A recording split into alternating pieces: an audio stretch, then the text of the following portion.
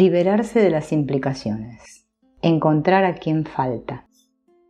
Muchos problemas que encontramos en psicoterapias o en nuestra propia vida están en relación con tales procesos, y el trabajo sistémico, la tarea terapéutica, consiste en encontrar a quien falta. ¿Quién es la excluida o el excluido? Por regla general se trata de alguien que lo pasó mal o que sufrió una injusticia. Los terapeutas sistémicos se hacen cargo de sus intereses y de sus derechos. Dado que la exclusión, en la mayoría de los casos, se realiza a través de un desprecio moral a los ojos de los interesados, esta persona es el malo, mientras que el otro o los otros al mismo tiempo se consideran superiores. El efecto principal es que alguien, sirviéndose de esta moral, reivindica un mayor derecho a la pertenencia. Una frase extraviada en el sistema. Un hombre joven, en peligro de suicidio, contó en un grupo que de niño había preguntado a su abuelo materno: ¿cuándo te mueres por fin y haces sitio? El abuelo se rió con ganas, pero al nieto la frase le había rondado en la cabeza toda su vida. Era una frase extraviada en el sistema. Una frase así pertenece a otra persona en el sistema, pero se expresa a través del más débil. El coordinador del grupo pensaba que la frase había salido por la boca de un niño, porque en otro contexto no pudo ser expresada, y realmente encontraron lo que buscaban. Hacía muchos años el otro abuelo paterno había mantenido relaciones con una secretaria, y a continuación su mujer contrajo tuberculosis. Aquí pertenecía esta frase: ¿cuándo te mueres por fin y haces sitio? El deseo se cumplió, la mujer murió. Pero ahora los posgéminos, inocentemente culpables y sin saber nada, se hicieron cargo de la culpa y del castigo. Primeramente, un hijo evitó que su padre sacara provecho de la muerte de la madre y se fugó con la secretaria. Después, un nieto se prestó para tomar sobre sí la frase siniestra y expiar la culpa a conciencia. Él estaba en peligro de suicidio. ¿Cuáles son los indicios de implicaciones? Siempre que conflictos no solucionados aparecen como fantasmas en relaciones posteriores, se hacen patentes a través de actos y emociones incomprensibles. La sensación de identificación es un estar fuera de sí. Siempre que alguien en un sistema muestra emociones fuertes o una manera de actuar que no se explican por la situación actual, si se percibe que alguien es inaccesible para el diálogo porque se encuentra como en trance o actúa como una persona extraña, como si estuviera obsesionado por un conflicto o por miedos ajenos, puede tratarse de implicaciones sistémicas. Si alguien lucha muy afanosamente o encarnizadamente, muchas veces se trata de una guerra de sustitutos. Tales luchas fácilmente se llevan en especial crueldad. Si existe un chivo expiatorio en el sistema pospuesto, en la mayoría de los casos también lo hay en el sistema antepuesto, por lo que se recomienda buscar ahí. Podemos deducir implicaciones de aquello que ocurre. Con el tiempo se adquiere una cierta sensibilidad, pero hay que ejercerlas como un oído musical. La mayoría de personas se empieza a distinguir a grosso modo, pero una vez desarrollado el oído absoluto, la persona percibe las más mínimas diferencias. Entonces siente lo que otros no sienten. Se requiere, por tanto, una cierta práctica y un cierto desarrollo. Si un posgénito que imita la muerte o la suerte de un anterior de repente se da cuenta de lo que ocurre, si mira a la persona excluida o se pone a su lado, le da un lugar en su corazón, la quiere y se inclina ante ella, la identificación desaparece. A través del amor se crea una relación, con lo que el excluido se convierte en una persona respetada, en un amigo, un ángel custodio y en una fuente de fuerza. Es decir, la identificación es lo contrario de una relación. El anteriormente identificado se retira y permanece en su propio lugar que le corresponde. De esta manera se recupera el equilibrio. Dado que no percibimos sensiblemente la conciencia de la red familiar, tampoco podemos fiarnos ni de nuestra conciencia personal ni de la sensación de inocencia para encontrar la solución. Por tanto, en tales casos, el terapeuta no puede dejar en manos del cliente el encontrar una solución por sí mismo, ya que esta conciencia de la red familiar únicamente se reconoce por sus efectos, a través de un cierto tiempo y en un contexto más amplio.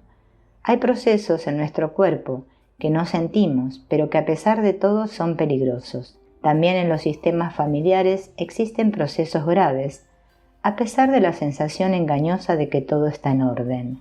Así pues, el terapeuta tiene que saber de qué se trata, buscar la solución para el cliente y a continuación comprobarla por sus efectos. Junto con la buena solución se da una sensación de alivio, de alegría y de plenitud. Al configurar una constelación familiar podemos ver de manera palpable cómo un sistema cambia ante nuestros ojos, calmándose en cuanto los excluidos vuelven a estar integrados y recuperan su lugar respetado. Abandonar la identificación es una gran renuncia, ya que la persona se siente muy importante en esta posición, pero tampoco el terapeuta. Se debe pensar que lo ha captado definitivamente. Siempre aparecen variantes nuevas y siempre se trata también de un experimentar a tientas. Por tanto, únicamente podemos liberarnos de esta ciega necesidad de una recompensa negativa, sustituyéndola por la recompensa positiva.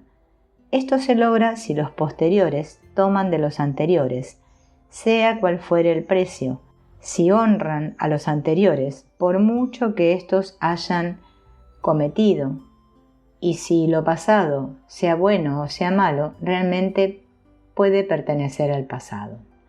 De esta manera, los excluidos recuperan su derecho de hospitalidad y en vez de atemorizarnos, nos bendicen.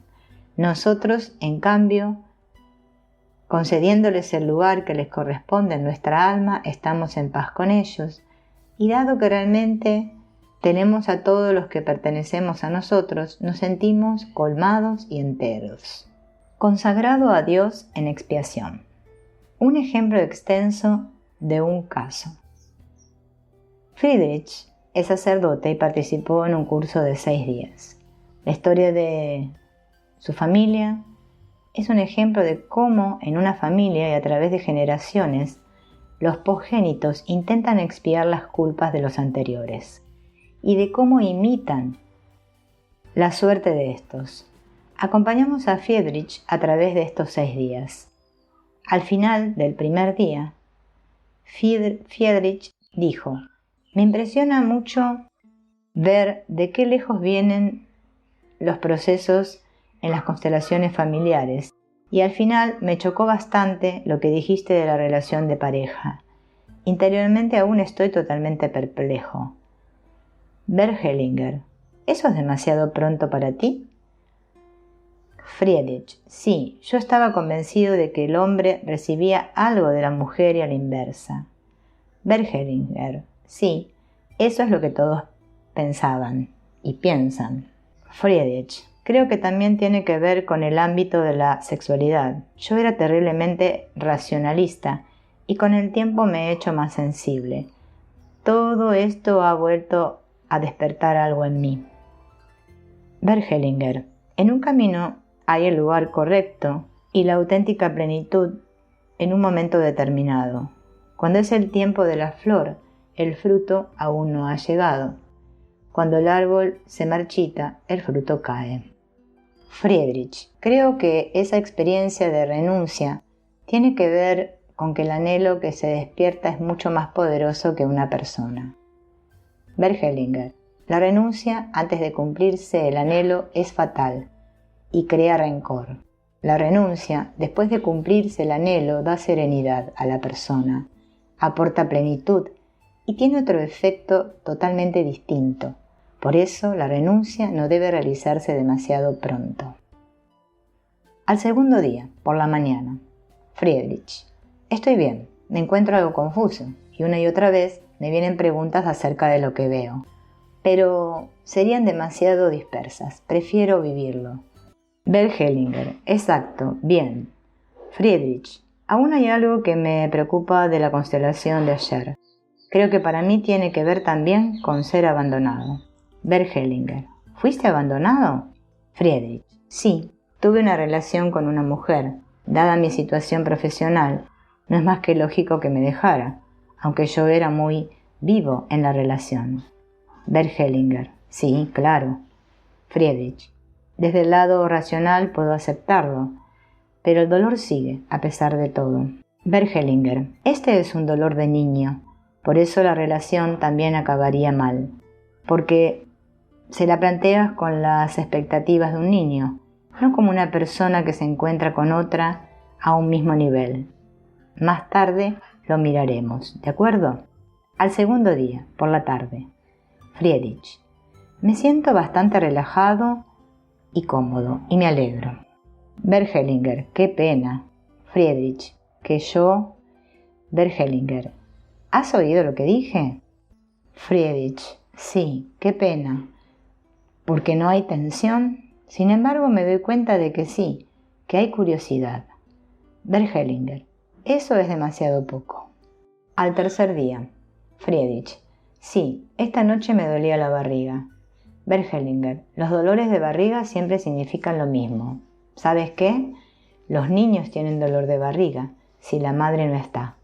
Es un poco atrevido, como lo acabo de decir. Tengo muy poca experiencia en este campo, pero también personas mayores tienen dolores de barriga si se sienten abandonados. Simplemente relaciono una cosa con la otra. ¿Te sirve la interpretación? Friedrich. Tengo que pensármelo. Bert Hellinger. Es posible que también haya un recuerdo relacionado. Friedrich. Sí, siento una pesadez aquí.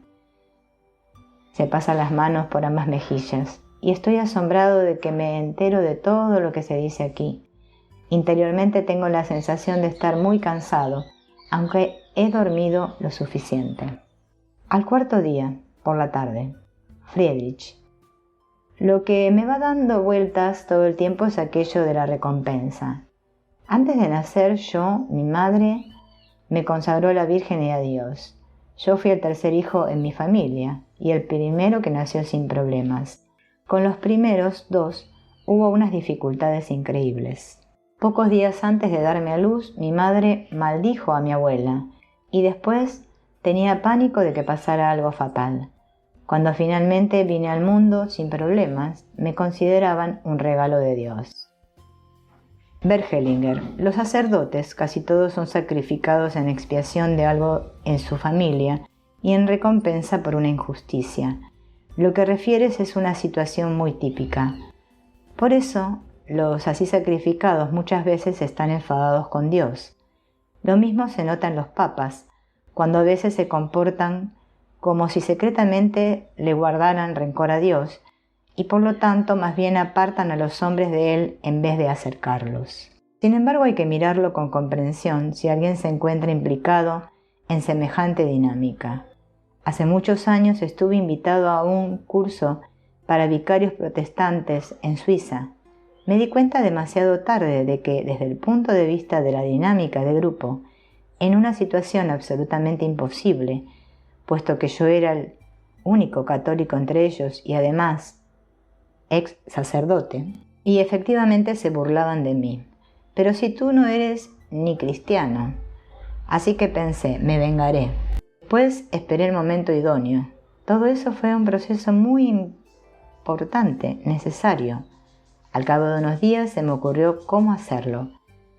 Después del café de la tarde dije, todo inocente, se me ocurre un ejercicio, pero es tan terrible que apenas me atrevo a proponerlo. Estuve pensando que podríamos poner una silla en medio y vosotros os imagináis que Jesús está sentado en ella y cada uno le dice algo.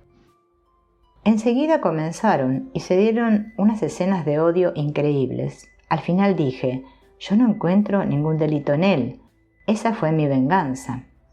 Hace unas semanas me encontré con un participante de aquel curso. Me recordó algo que yo ya había olvidado. Durante aquel ejercicio uno se fue corriendo a la cocina, volvió con un cuchillo y empezó a atacar la silla. Tan grande era su rencor. Tan solo pocos sacerdotes sacrificados son un honor para Dios. No pueden serlo, ni tampoco se les puede exigir. Por eso muchas veces se vuelven amargos al llegar a la vejez. ¿Cómo puede uno librarse de una cosa así? Friedrich: yo puse distancias con mi madre. Bergelinger: eso no soluciona nada, todo lo contrario, aún lo endurece. Lo que aportaría a la libertad sería que dijeras: mamá, por ti lo hago a gusto. En ese momento, la víctima sale de la posición de víctima y de esta manera ya no está pasiva, sino activa. Deja que eso actúe en tu interior, Friedrich. De acuerdo. Al cuarto día por la noche. Friedrich: me vino a la mente una hija ilegítima de mi abuelo paterno, que en mi familia estuvo totalmente excluida. Mi madre empezó a hablar muy tarde de eso. La hija se crió con su madre y más tarde ingresó a un convento. Bergelinger: ¿quién hubiera tenido que ingresar en un convento si uno piensa en tales categorías? Pues el abuelo, naturalmente. Pero la hija tomó sobre sí la separación y quiso reparar el desliz en lugar de él. Friedrich: una hermana de mi padre también se hizo monja y una de mis hermanas también. Bergelinger: esos casos parecen menudear entre vosotros. Friedrich: sí, 2 hermanas de mi madre también ingresaron en un convento y un hermano de mi madre se suicidó. Bergelinger: desde el punto de vista de la dinámica sistémica, es lo mismo ingresar a un convento o suicidarse. Te contaré una pequeña historia. Cuando alguien coge su lápiz para tomar apuntes, el que lo apunta es como alguien que va a un prado, coge una flor y al llegar a su casa, esta está marchitada. Al quinto día por la tarde. Friedrich: lo que más me preocupa actualmente es mi profesión y una relación. Por una parte, estoy muy vivo en mi profesión. Por otra parte, me he enamorado de una mujer. Pienso que hay algo que no va aquí. Bergelinger: sí, hay algo que no va. Friedrich: se desvía demasiada energía y me ocupa demasiado. Bergelinger: sí, eso se llama maniático. De la manera que tú lo describes, tan solo se centra en ti. Yo me siento bien, yo tengo muchas energías, yo. ¿Y qué pasa con la otra persona? En este momento se le utiliza. Ella se ve llevada a la posición de la madre y tú adoptas la posición del hijo. Eso tiene que ir mal porque no tiene consecuencias para ti. Aquí se percibe la diferencia entre enamoramiento y amor. La mujer más joven siempre representa a la madre. Si un señor mayor se busca una chica joven, en realidad busca a su madre. Esto se ve alejado de la igualdad. En un caso así, él parece superior, pero en realidad es la mujer más joven la que está para él y no al revés. Lo que resulta es una relación madre-hijo. Para las mujeres es similar a la inversa. Por esa razón no puede ir bien. Friedrich: sí, es cierto, no sé bien qué hacer con una mujer que se encuentra al mismo nivel que yo. Me es más difícil poner mis límites. Bergelinger: por otra parte sería posible el amor. Con una mujer que no se encuentra a un mismo nivel no funciona. Esto se refiere a ambos lados. Para un hombre, una madre puede ser representada o por una mujer mucho mayor o bien por una mucho más joven. Y para una mujer el padre puede ser representado por un hombre mucho mayor o mucho más joven. Existe, sin embargo, un cierto margen en el que sí que es posible una relación. Friedrich: si tuviera un buen presentimiento ya habría tomado consecuencias, pero aún no lo tengo. Bergelinger: sí, exacto, eso iría mal. Friedrich: o sea, poner límites claros desde un principio. Bergelinger: o acercarte más claramente. Friedrich: y entonces ya veré. Bergelinger: si te acercas más claramente, tiene consecuencias, entonces adquiere otra seriedad. Por ejemplo, si una de las consecuencias fuera que tuvieras que dejar una profesión, entonces te das cuenta de si para ti va en serio. Friedrich: ¿no me saldrá de otra manera? Bert Hellinger: creo que no. Friedrich: es decir, primero tiene que irse a pique algo. Bert Hellinger: no necesariamente, tan solo te digo unos cuantos puntos para reflexionar. Ahora estás mucho más serio, tienes otra expresión de cara y estás recogido. Esta es otra pista para ti y de momento te dejo aquí. Más adelante volveré sobre este tema. Al quinto día por la noche. Friedrich: aún voy dando vueltas sobre lo que me dijiste hoy, pero pienso que sí, que invierto bastante amor. Bert Hellinger: no, eso es un engaño. Puedes comprobarlo viendo cuánta fuerza estás dispuesto a invertir. La pregunta es, ¿qué fiable serás y hasta qué punto la otra persona podría estar segura de ti? No es necesario que me respondas ahora, no es más que una prueba interior. Friedrich: ¿pero cómo me salvo de lo que tú llamaste la manía? Bert Hellinger: la sensación de euforia es el enamoramiento y es proporcional a lo más cercano que se malgasta. Cuanto más alto sea el grado de obcecación, tanto más se aleja la persona de la realidad. Te daré un ejemplo de otro ámbito parecido a este. Hay esotéricos serios que siguen otro camino. En muchos de los que se llaman esotéricos, sin embargo, puedes ver que una persona se vuelve hacia el esoterismo en el momento en el que rehúye una obligación inmediata, pues por regla general, la responsabilidad de un hijo. Cuanto más se evaden, tanto más se elevan. Friedrich: ¿y tiene que ver con mi relación con mi madre? Bert Hellinger: sí, es tan fuerte que tienes poca sensibilidad para las mujeres. Tu madre siempre te encontrará bueno, sea cual fuere tu manera de tratar a las mujeres. Con tu padre probablemente sería diferente. El hombre adquiere la sensibilidad para las mujeres al lado del padre. Ahora tienes una seriedad buena. Con esta seriedad percibes algo que aporta fuerza y que debe añadirse al amor. Al sexto día. Friedrich: estuve pensando en mis hermanos. Un hermano mío tiene un defecto de lenguaje. El mayor habla extraordinariamente lento y yo, desde hace años, rechino los dientes. Bert Hellinger: de los 3 síntomas, el tuyo es la suerte mejor. Friedrich: también lo pensé. Quisiera configurar mi familia de origen. Bert Hellinger: bien. Friedrich da unas cuantas informaciones adicionales. Su madre tenía 9 hermanos. El hermano mayor, destinado a hacerse sacerdote, cayó en la guerra. El siguiente hermano fue echado de su casa porque atentó a las normas del padre. 2 hermanas ingresaron en un convento. Finalmente, el siguiente hermano menor se hizo cargo de la empresa familiar. Vivía en un matrimonio muy malo y más tarde se suicidó. Parece ser que después de su muerte, el abuelo materno tuviera relaciones con su mujer. Era un hombre muy estricto, que a veces bebía y pegaba a su mujer, pero después muchas veces le pedía perdón. La última hija, con deficiencia mental por un parto retrasado, murió tempranamente. Bert Hellinger considera el suicidio del tío en relación con el hecho de que éste, en contra del orden en la familia, se hiciera cargo de la empresa.